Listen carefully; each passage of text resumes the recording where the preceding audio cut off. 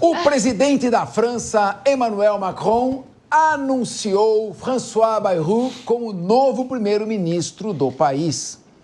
A escolha por Bayrou aconteceu após a renúncia do último indicado ao cargo, Michel Barnier.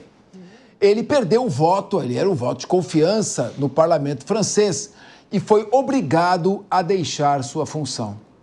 Nosso correspondente, Luca Bassani, tem mais informações. Boa noite, Luca Bassani. Eu acho que você está na Turquia ainda, você está com cara que está em Istambul ainda. Muito boa noite, Luca Bassani. Em homenagem à gastronomia francesa, eu pergunto, Le pomme de terre do Macron está assando? As batatas estão assando? Ainda assim, Cafés, boa tarde a você, a todos que nos acompanham. Depois de uma semana passada muito conturbada, que terminou com o voto de desconfiança e a demissão do então primeiro-ministro Michel Barnier, Emmanuel Macron, no 45 do segundo tempo, se assim podemos dizer, escolheu um novo nome, que era, na verdade, a sua segunda opção. François Bayrou, que é um político de centro, muito conhecido na política francesa, já foi candidato à presidência em 3 ocasiões, foi ministro da Educação do governo Mitterrand, do governo de Jacques Chirac, e também já foi, inclusive, ministro do presidente Emmanuel Macron no ano de 2017. Ele agora é o novo nome para tentar solucionar essa crise no legislativo. Vale sempre a gente dizer o porquê da França ter um primeiro-ministro de tanta importância. A França segue um sistema de semipresidencialismo, onde o primeiro-ministro ele é o chefe de governo e o presidente ele é o chefe de Estado. Ele é muito mais importante, faz as viagens oficiais para todos os outros países, mas, de fato, quem dá encaminhamento, quem escolhe os ministros é o primeiro-ministro. E agora, desde julho deste ano, há um grande impasse dentro do parlamento francês, dentro da Assembleia Nacional. Naquela ocasião das eleições antecipadas, nenhuma facção conseguiu maioria dentro do parlamento das 577 cadeiras. Há 3 grandes blocos. O bloco bastante conservador, até chamado por uns de extrema-direita, onde há o Rassemblement National, da antiga, então, candidata a presidente Marine Le Pen. Temos o bloco do centro, de Emmanuel Macron, e o bloco da esquerda, que vai desde a esquerda moderada até a esquerda radical, com a França insubmissa, de Jean-Luc Mélenchon. Nenhum deles tem o número necessário para governar sozinho. E aí, nesse caso, o presidente tem a premissa de poder fazer um governo minoritário, contanto que não haja um voto de desconfiança. Michel Barnier ficou 3 meses no cargo, teve um voto de desconfiança, perdeu, foi demitido. Agora nós temos François Bayrou com essa missão de tentar unir pelo menos partes da oposição para que um novo voto de desconfiança não aconteça logo em seguida. Mas já aviso que, segundo os blocos da esquerda, principalmente a esquerda radical da França submissa, disseram que a escolha de Bayrou é um tapa na cara dos franceses e que vão, sim, novamente pedir uma moção de desconfiança dentro do parlamento.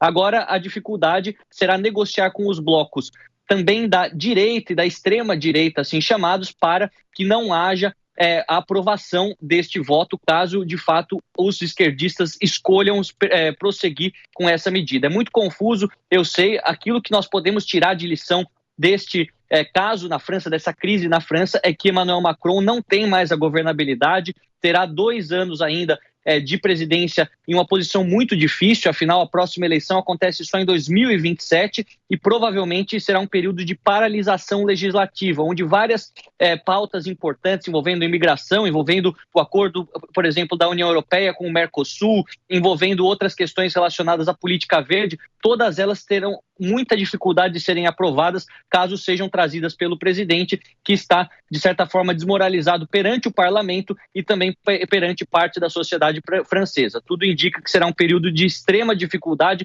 muita habilidade política necessária para fazer essa articulação, e provavelmente a segunda maior economia da Europa ficará em um momento de muita dificuldade, como disse, um momento muito desafiador durante o ano de 2025, até pelo menos julho, quando novas eleições podem ser chamadas de acordo com a Constituição. Luca Bassani, o melhor correspondente internacional da televisão brasileira. Eu, particularmente, não considero Marine Le Pen como de extrema-direita. Extrema-direita, para mim, é Hitler, neonazistas, neofascistas, fascistas, e a Marine Le Pen é apenas uma conservadora. Mas, claro, tem uma terminologia aqui meio complicada. Ô Lucas, se você estiver ainda, a Maria De Carli quer fazer uma pergunta. Ela adora as coisas da França e estuda bastante. Ela vai te perguntar. Oi, Lucas, tudo bom? Eu queria ouvir de você um pouco mais, né? Você mencionou, né, que existe uma grande descrença dentro do cenário político doméstico com essa nomeação do Macron. A esquerda não ficou satisfeita, a extrema-direita está mais ou menos quieta nesse contexto, mas diante de um cenário onde a gente tem um presidente enfraquecido, onde a gente tem um legislativo que está tendo um impasse de conseguir passar efetivamente pautas importantes, como você mencionou aqui, a gente sabe que o primeiro-ministro que sucedeu o Barnier, ele perdeu justamente por causa de um impasse no orçamento de medidas fiscais que precisam ser aprovadas com certa urgência na França. Então, a gente tem uma França extremamente enfraquecida, que é, em tese, a segunda maior economia da União Europeia, extremamente enfraquecida num cenário global que está, de fato, com tensões geopolíticas crescentes. A gente vê aí os conflitos no Oriente Médio, a gente vê aí a eleição de Donald Trump, que promete um cenário mais protecionista, com guerras cambiais, o aumento de taxas com importação. Então, diante disso daí, como é que você acha que o Macron vai conseguir balancear, né, com a posição que a França ocupa, balancear o cenário doméstico, a crise doméstica que ele vive, com o novo cenário internacional, que é extremamente bélico e complicado, sendo que ele está descredibilizado em casa, e isso geralmente terá um efeito dominó internacionalmente. Como é que você enxerga isso?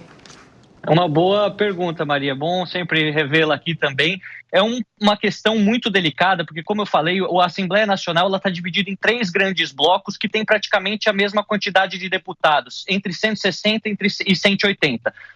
A direita, o centro e a esquerda. Emmanuel Macron está no centro, conseguiu uma pequena aliança com partidos de centro-direita que são minoritários, simplesmente para conseguir ultrapassar o limiar de 200 deputados, mas ainda longe dos mais de 270 que precisaria para ter a maioria absoluta. E os analistas dizem que para ele conseguir a governabilidade ou dar uma sobrevida a esse governo que já é muito enfraquecido, ele vai ter que pender para um dos lados, buscar ou a direita ou a esquerda para uma negociação um pouco mais profunda e atender às suas demandas para que aí, nem que seja uma coalizão informal, ele consiga evitar novos votos de desconfiança e novas quedas de primeiros ministros, pelo menos até as próximas eleições em 2027. Alguns argumentam que, pelo histórico de Macron, que veio do Partido Socialista, ele teria uma tendência a cair mais para a esquerda, tentar negociar com a esquerda mais moderada e aquela mais clássica da França para conseguir esses deputados necessários, mas parece que, por enquanto, o bloco da esquerda está muito puxado para a esquerda radical de Jean-Luc Mélenchon e não tem conversado muito com os partidos de centro, ao mesmo momento que a gente vê que os políticos da direita, extrema-direita, ultraconservadores, seja lá a terminologia que queiramos usar, eles querem demandas, eles pedem certas demandas no aspecto da imigração e da política verde que contrariariam aquilo que Macron prometeu quando foi reeleito presidente. Então ele está realmente em uma situação muito difícil, uma encruzilhada, que ele vai ter que escolher um dos dois lados para dar sobrevida, mas não é muito claro qual será esses dois lados. Eu particularmente diria que ele iria para a esquerda, exatamente pela sua maior adversária política, Marine Le Pen, está no bloco da direita, da extrema-direita, mas provavelmente será uma resposta que teremos só no começo do ano que vem, já que, por enquanto, acho que o recesso de Natal já começará também na França depois desse ano tão conturbado.